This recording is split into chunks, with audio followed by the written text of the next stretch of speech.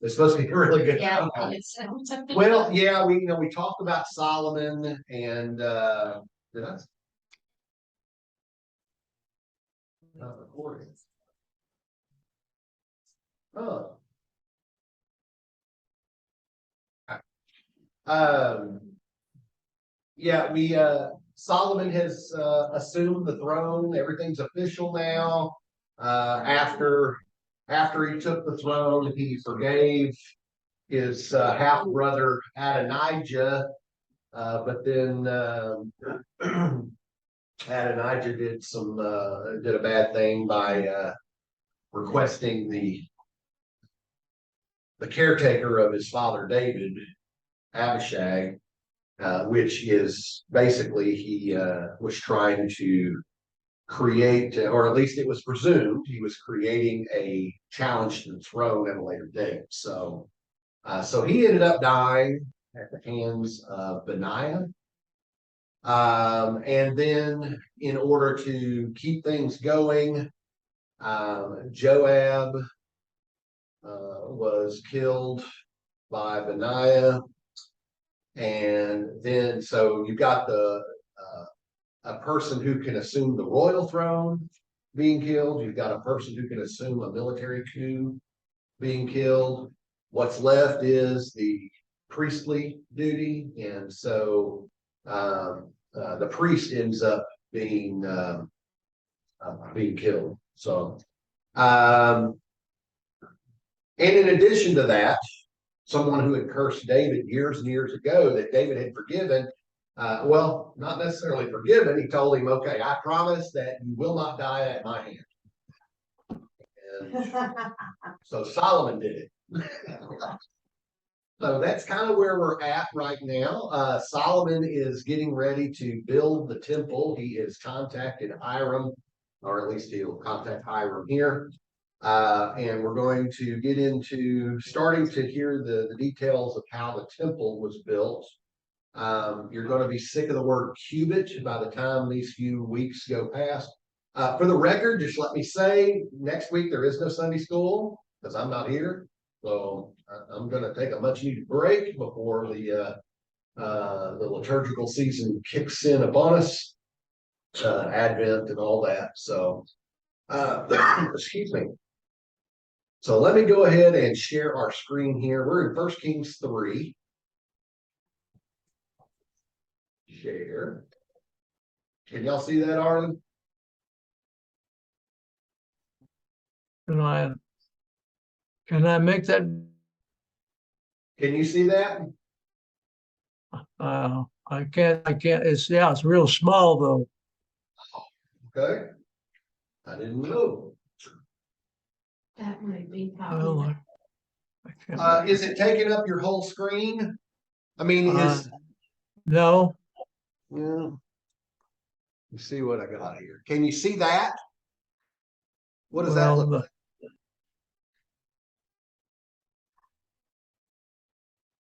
Well, we'll just read it from our Bible. Okay. I can't make it. I don't know how to make it bigger. It's on the side of the screen. Up at the top of your screen, do you have three little buttons? One is a line, one is a box, and one is an X. Do you have any of that up there on the top right of that screen? Top right. Top right of the screen area there. You say it's small. Yeah. Well, I've got the full screen, but the scripture reading is small it's all on the left side column. Okay. Are you big on the screen? You take up half the screen. No. No. No. How big is your part of the screen? About 2 inches by 1.5. Okay. Okay, so I'm guessing that what your screen looks like is you've got the scripture on the left side, and then you've got what on the right side, what looks like all of the like the PowerPoint slides. Well, all I got is it says Game of Thorns on it. That's the big part. It says 1 King Part 4. Okay, well that's what we're on. So I'm gonna Okay. Did that All change? right. Okay, we're in First Kings chapter 3, verse Okay. 16. 16. Correct. Solomon had asked for wisdom. God told him, what do you want? And I'll give it to you. And he asked for wisdom. And so God gave him that, plus the things he didn't ask for, power and prestige and all that. So this is immediately following that. This is a very familiar story to us. So verse 16. Later, two women who were prostitutes came to the king and stood before I him. messed it all up now. The one woman said, "Please, my lord, this woman and I live in the same house, and I gave birth while she was in the house. Then on the third day after I gave birth, this woman also gave birth. We were together. There was no one else with us in the house. Only the two of us were in the house. Then this woman's son died in the night because she lay on him. She got up in the middle of the night and took my son from beside me while your servant slept. She laid him at her breast and laid her dead son at my breast.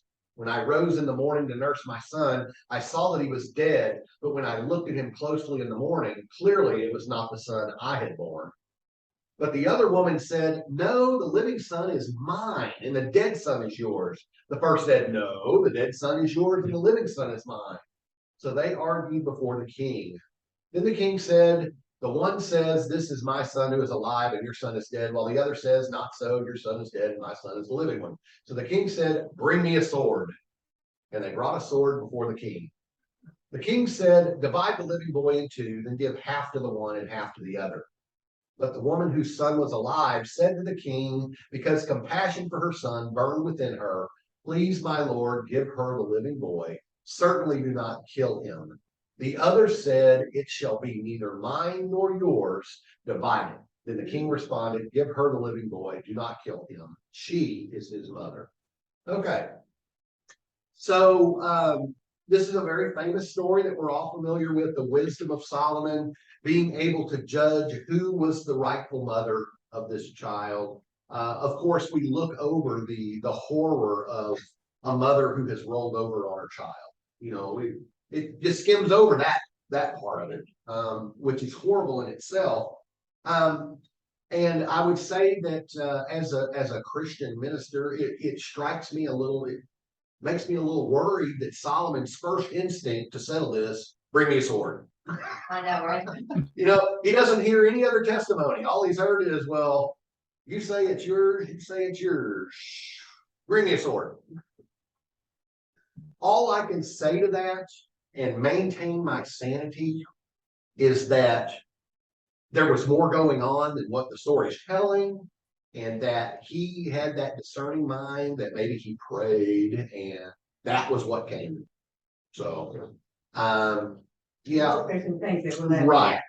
Now, there are many stories in the Bible that we consider legend or myth, part of that mythos. Some of those are the creation story, the Noah's Ark. I take it as I've said that I'm a literalist until it doesn't make sense to be literal. But there are some stories that are considered legendary or myth, part of that they have either stolen from other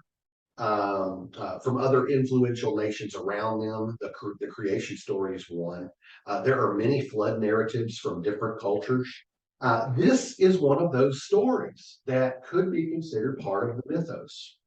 For example, there is in Jewish rabbinical texts, there's a story that talks about a two-headed Canaanite, someone who has descended from the line of Cain. Which makes, to me, anyway. Yeah, we won't go there. That's a whole other story. Anyway, two-headed Canaanite is born, and of course, having two heads, he's deformed, at least in our standards, deformed. Over time, he does find a wife that he marries. They have a child. They have multiple children. And the firstborn is two-headed. Is this story in the Bible or? No, this is a Jewish legend. Okay. But the father dies, And so all the proceeds are being divvied up among the children.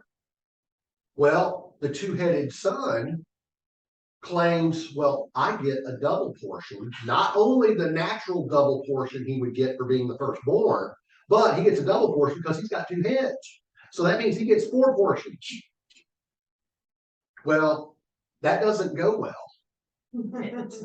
with the rest of the children. And so they say, well, we'll settle this. We'll split the heads in 2. And which one of you is the rightful firstborn who gets the double portion? Well, yeah, that didn't, okay, we give it up. We give up the claim in order to preserve their life. So it is a story that is, now again, that's a Jewish tradition, but it just goes to show that they've got multiple traditions that have kind of the same wisdom story. Okay. Arlen, you still with me? Yes, sir. We're Okay. here. Okay, well, we're gonna go on. Thought I'd just bring that. That's probably a story y'all have never heard. A two-headed Canaan. Yeah. Look it up. Google it or something. It's kind of a neat story.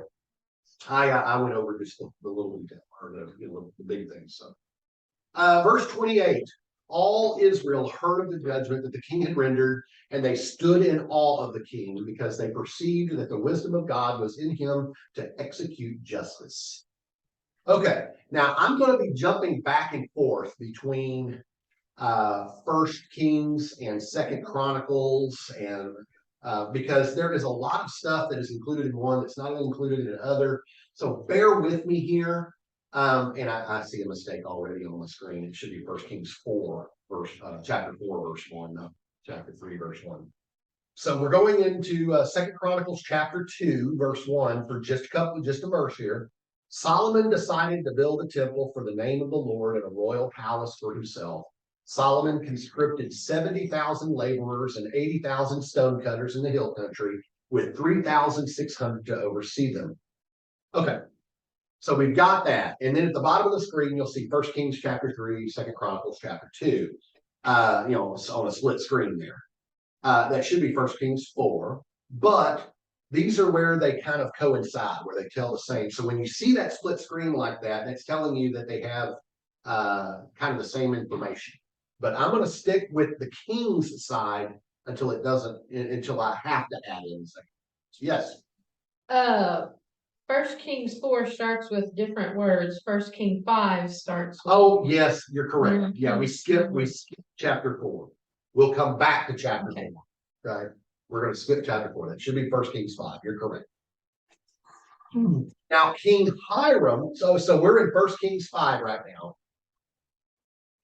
Now, King Hiram of Tyre sent his servants to Solomon when he heard that they had anointed him king in place of his father, for Hiram had always been a friend to David. Solomon sent word to Hiram saying, now this is from 2 Chronicles 2, so give me just a moment here. Once you dealt with my father David and sent him cedar to build himself a house to live in. Now back to 1 Kings 5. You know that my father David could not build a house for the name of the Lord, for his God, because of the warfare with which his enemies surrounded him, until he put them under the soles of his feet.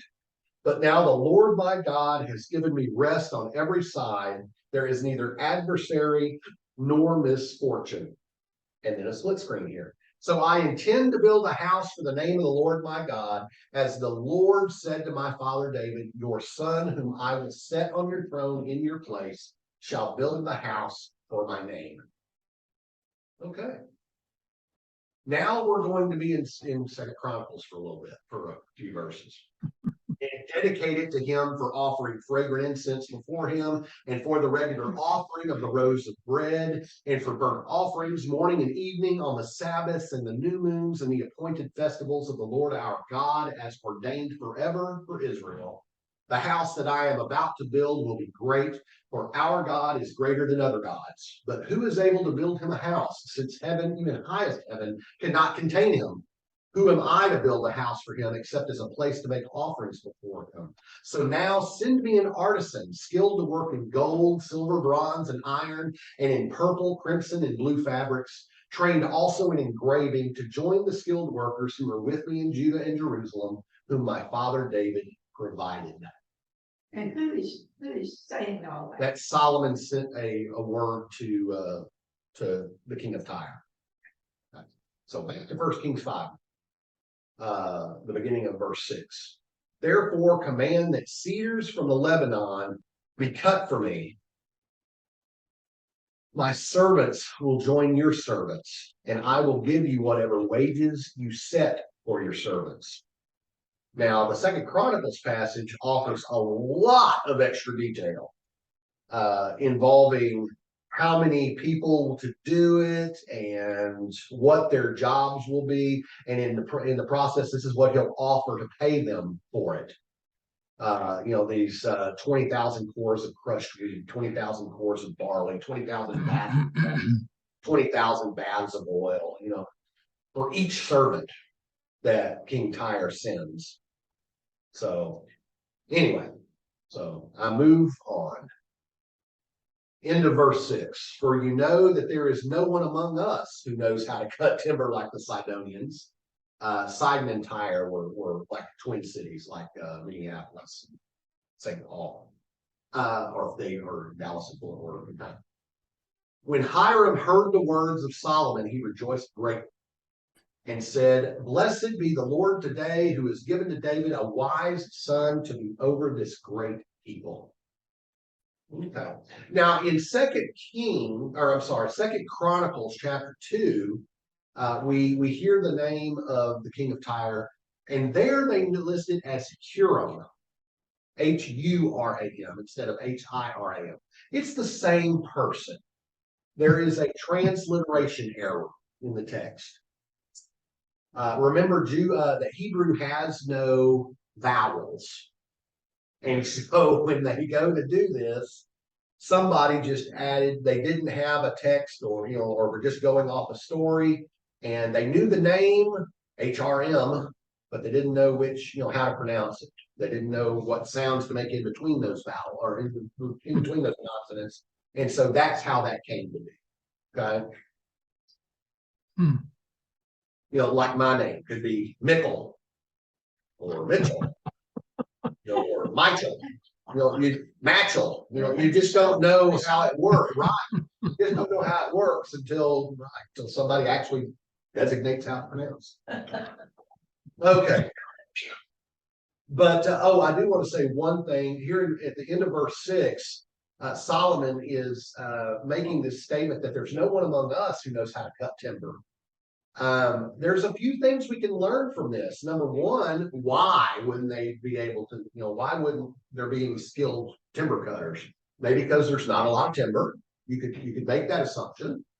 Number two, it could be a way for Solomon to build up the pride of King Hiram, or it could be just a statement of fact that you've got the best cutters. We've got cutters, but your cutters are a whole lot better, and I want the best because we're building the best.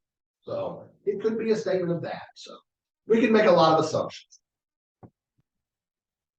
Verse 12. Oh, I'm sorry. That's from 2 Chronicles. Who will build a temple for the Lord and a royal palace for himself? That's the end of the statement there. 1 Kings 5. Verse 8. Hiram sent word to Solomon, I have heard the message that you have sent to me. So now we go into 2 Chronicles 2 again. I told you this is a lot of stuff that I have dispatched Huram. See that name? There's that name again. Huram-Abi, a skilled artisan endowed with understanding, the son of one of the Danite women. Okay, that should tell you something. He's half Jewish because his mother is of the tribe of Dan. His father, a Tyrian, meaning he's from the city of Tyre. He's trained to work in gold, silver, bronze, iron, stone, and wood, and in purple, blue, and crimson fabrics, and fine linen, and to do all sorts of engraving and execute any design that may be assigned him with your artisans, the artisans of my lord, your father David. Now, as for the wheat, barley, oil, and wine of which my lord has spoken, let him send them to his servants. Okay, so that's why I mentioned those a while ago. Send them to. This is Hiram's response back to Solomon now. Hey, for all that stuff that you said you're going to pay the servants, go ahead and do that. That's what he's saying. So yeah, Huram-Abi is half Jewish. Well, that makes it a little easier. Doesn't make him able to walk into the inner court of the temple. He's not pure blood, but it helps. Back to 1 Kings 5, the end of verse 8. I will fulfill all your needs in the matter of cedar and cypress timber. This is still Hiram speaking. My servants shall bring it down to the sea from the Lebanon. I don't know why it says the Lebanon.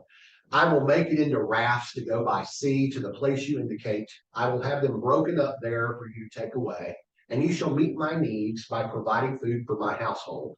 So Hiram supplied Solomon's every need for timber of cedar and cypress. Had David already ordered all that stuff? Well, he definitely put things in place, certainly. And it may be, I mean, we can resolve this a little bit if we think about it, but I go with what the scripture says. So I don't know. Okay. But, well, It says that he definitely planned for it. okay, Yeah. My guess is that he had them already get all this stuff up, and Hiram maybe put it in a storage place waiting for the word. You know, I just don't know. But yes, David had already made plans. well, he definitely made the plans because it says he gave the plans to David, but he also had gotten all this stuff together, got all spliced together. So I'm sorry, you gave the plans to he me? gave the plans to Solomon. Oh, okay. And just before he died. Okay, verse 11. Solomon in turn gave Hiram 20,000 cores of wheat as food for his household and 20 cores of fine oil. Solomon gave this to Hiram year by year. So for however long it took to build the temple, this is what he would give Hiram year by year. Which you notice he's giving, if we follow what we read in 2 Chronicles earlier, he's giving Hiram's household the same amount of stuff. Well, not quite, but the same amount of what he promised to each of the servants that would come and work. So the Lord gave Solomon wisdom as he had promised him. There was peace between Hiram and Solomon, and the two of them made a treaty. We don't know how that happened. I mean, it could have been a wedding. We don't know. But that's usually how treaties were formed, were through weddings. Verse 13, King Solomon conscripted forced labor out of all Israel. The levy numbered 30,000 men. He sent them to the Lebanon. I don't know why it says 10,000 a month in shifts. So 30,000 men, and he split them up into 3 shifts. Each of them would go work for a month and then come back and sit out for 2. They would be a month in the Lebanon and 2 months at home. Adoniram was in charge of the forced labor. Adoniram comes into play a little later on. Okay, so remember that name. And this is not much better than building the pyramids, Well, don't know. You know, forced labor. the fact that this is probably 3 to 4 years into King Solomon's reign that he's starting this. Okay. And one of the first things he does is he conscripts labor, forced labor. That, spoiler alert, will end up being the cause of why the nation splits later on. Okay, just letting you know that. Couple of verses from 2 Chronicles 2. Then Solomon took a census of all the aliens who were residing in the land of Israel, after the census that his father David had taken.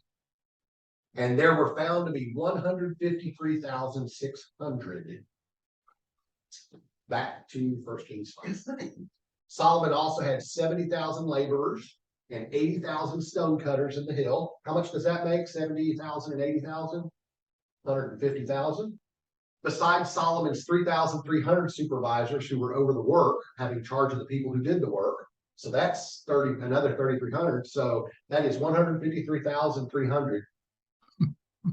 And how much was that other? 153,600. That's pretty close. That's from 2 Chronicles. 153,600. This is 153,300. And you'll notice that it seems to imply that the laborers were the aliens and the supervisors were the Israelites. Aha! Now you're seeing where problems might start. Okay, I found out why, because Lebanon was not a country at that time, it was a mountain. okay. Thank you. I didn't see that. So Lebanon. I copied and pasted this from the RSV. At the king's command, they quarried out great costly stones in order to lay the foundation of the house with dressed stones. Y'all know what a dressed stone is? It's one that's been smoothed and cornered where it'll fit, it'll stack and fit. Yeah. Great costly stones. Are those the stones in the west wall today? Well, we can talk about the West Wall when we get done. I've been doing a lot of research and that the West Wall may not be what we think. Anyway, verse 17 of 1 Kings 5. And again, I'm going to be flipping back and forth.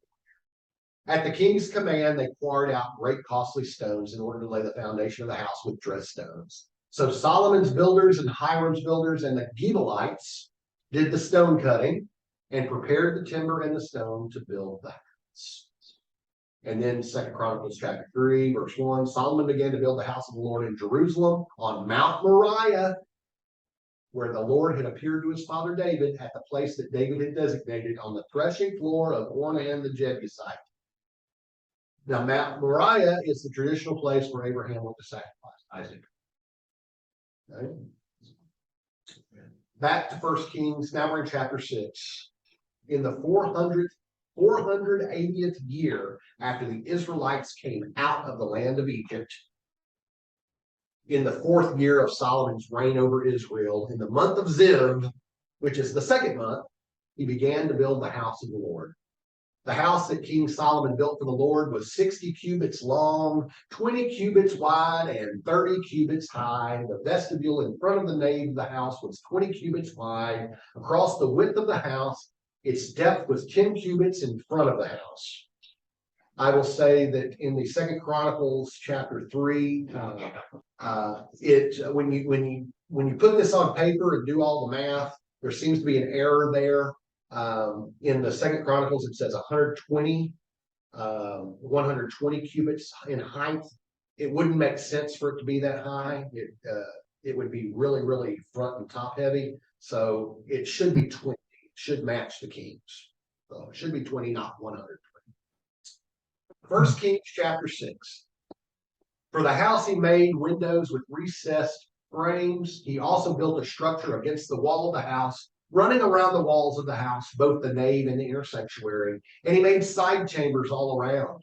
The lowest story was 5 cubits wide. The middle one was 6 cubits wide. And the third was 7 cubits wide. For around the outside of the house, he made offsets on the wall in order that the supporting beams could not be inserted into the walls of the house, meaning that the walls of the inside of the house would be flat. They wouldn't have the posts sticking out like they do in our sanctuary. The house was built with stone, finished at the quarry, so that neither hammer nor axe nor any tool of iron was heard in the temple while it was being built. Okay, that means that they did all that stonework at the quarry. They cut it, they dressed it, and then they hauled it to the temple. So there was no actual work going on at the temple other than just putting them in place. So you heard no hammering at the temple. You heard no saws or no jackhammers or skill saws. So man, that is. And we don't know how in the world they transported and raised all those things. We've got some ideas. We weren't there. We didn't see it, but we've got some ideas based on some other cultures and things. They probably would have used the same kind of, it mentioned that Hiram would transport the logs via raft. He'd make them into a raft. Basically, he just, he floated them downriver, which is what a lot of people do. Yeah. The same thing. They would have used some kind of Did they use device where they could keep sliding it over, whatever created less friction. Although the Assyrians would come when they came along later on, they used what they call sledges, which were like sleds with a cutting edge in the bottom and back of them. So they could have used sleds to haul them. That would have created less friction than just trying to shove them over Right. land, so. Okay, verse 8. The entrance for the lower story was on the south side of the house. One went up by winding stairs to the middle story, and from the middle story to the third. So they had a nice little winding Every time stair. they say house, it's. It's the temple. Mhm. At least this story. Because they're all. No, Yes. Verse 9. So he built the house and finished it. He roofed the house with beams and planks of cedar. He built the structure against the whole house, each story 5 cubits high, and it was joined to the house with timbers of cedar. Now the word of the Lord came to Solomon concerning this house that you are building. If you will walk in my statutes, obey my ordinances, and keep all my commandments by walking in them, then I will establish my promise with you that I made to your father David. I will dwell among the Israelites and will not forsake my people Israel. Now, little added details from 2 Chronicles chapter 3. The great hall he lined with cypress, covered it with fine gold, and made palms and chains on it. He adorned the house with settings of precious stones. The gold was gold from Parvaim. So he lined the house with, it should be 3. So he lined the house with gold, its beams, its thresholds, its walls, and its doors, and he carved cherubim on the walls. He made the most holy place, its length corresponding to the width of the house was 20 cubits, and its width was 20 cubits. He overlaid it with 600 talents of fine gold. The weight of the nails was 50 shekels of gold. He overlaid the upper chambers with gold. In the most holy place, he made 2 carved cherubim and overlaid them with gold. The wings of the cherubim together extended 20 cubits, one wing of the one, 5 cubits long. He touched the wall of the house, and its other wing, 5 cubits long, touched the wing of the other cherub. We're going to watch a video here in a moment. really. And of this cherub, one wing, 5 cubits long, touched the wall of the house, and the other wing, also 5 cubits long, was joined to the wing of the first cherub. The wings of these cherub extended 20 cubits. So you think it's about 30 feet. The cherubim stood on their feet facing the main hall, and Solomon made the curtain of blue and purple and crimson fabrics and fine linen and worked cherubim into it. So I found this temple. This is from that Bible project thing. And this is some very interesting information here. Arlen and Margie, our time may cut off in the middle of this, so I apologize now. I know you probably can't see the video. Yes, we can. Okay. Yeah, we can. Once I hit play, you might not. But anyway, I will include the link to this particular video online when I post it online. So here we go. There we go. If you could go back to the city of Jerusalem during Bible times, the biggest thing you'd see is the temple. This beautiful building was designed by King David and built by King Solomon, and they believed that it was the home of the God of. Wait, I thought God's home was in heaven. Well, the whole point of this earthly temple is that it's the place that overlaps with God's heavenly home. The temple is where God lives and rules all creation as king. That's cool, but even Solomon, who built the temple, didn't believe that he could contain God of the universe, right? Yeah, the building was just a symbol, and it pointed to the fact that all of creation is God's temple. And that's actually what the first page of the Bible, Genesis 1, is all about. Really? It says that creation is God's temple? Well, it doesn't need to say it. The whole story shows it. In Genesis 1, God creates an ordered world out of a dark wasteland by speaking in a series of 7 days. Then on the 7th day, God's presence fills creation as he takes up his rest and rule. Similarly, the tabernacle and later the temple were built and dedicated in a series of 7 speeches in 7 days, after which the priest or king could rest and How rule long in did it God's take presence. Solomon to build the temple? So all of creation is where God intends to dwell. It's like his temple. Exactly. Now, turn the page to Genesis 2 and we get another portrait of creation. This one focuses in on the land. And in the center of the land is a region called Eden, which in Hebrew means delight. And in the middle of the light, God plants a garden in which God and humanity live together.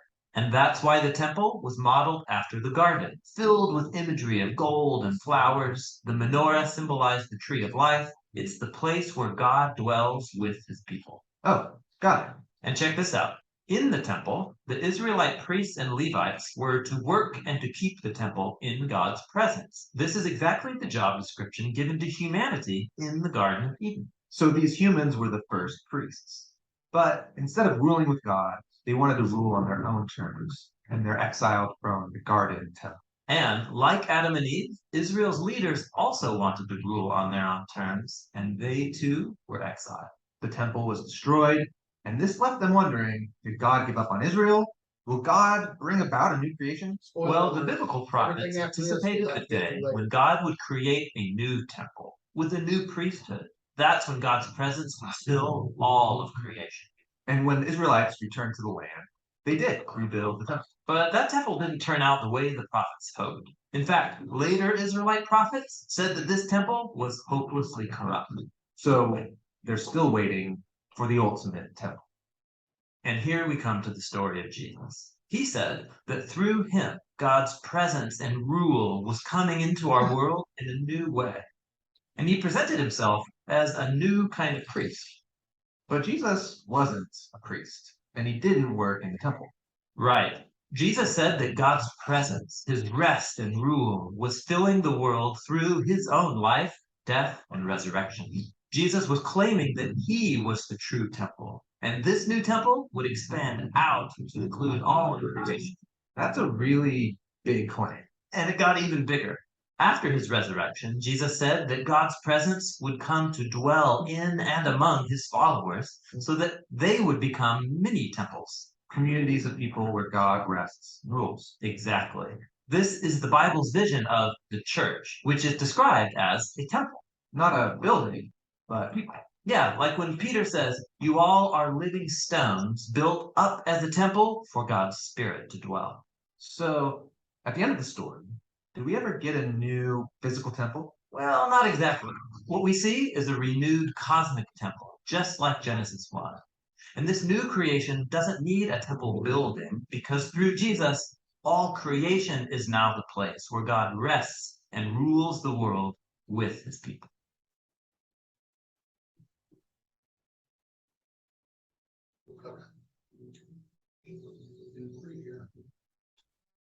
Okay, so and that kind of gives you an idea of why the temple was designed the way it was adorned the way it was.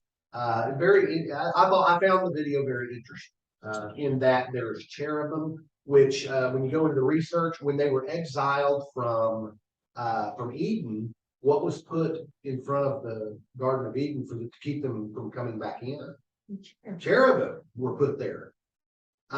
Flaming angels were placed there in order to keep humanity from entering back into the perfect place. And so the temple is built very similarly in that the Holy of Holies, where God resides, where the ark is, has these cherubim that are right at the doors, on either side of the door with their wings stretching up over the doors, touching. And they are the guardians of that Holy of Holies. So people just can't come in. It's a symbolic, obviously, but once a year, the high priest would enter in to perform that annual offering that had to be done. And it was such, y'all probably heard some of the history of this, but it was done in such a way that they tied a rope around the high priest's waist when he went in, just in case he died while he was in there. Nobody else could go in. They could pull him out. So anyway, we're not meeting next week, but the week after, I used a little liberty on some of the wording there, but we're going to have some more building, some more gilding, and some yielding.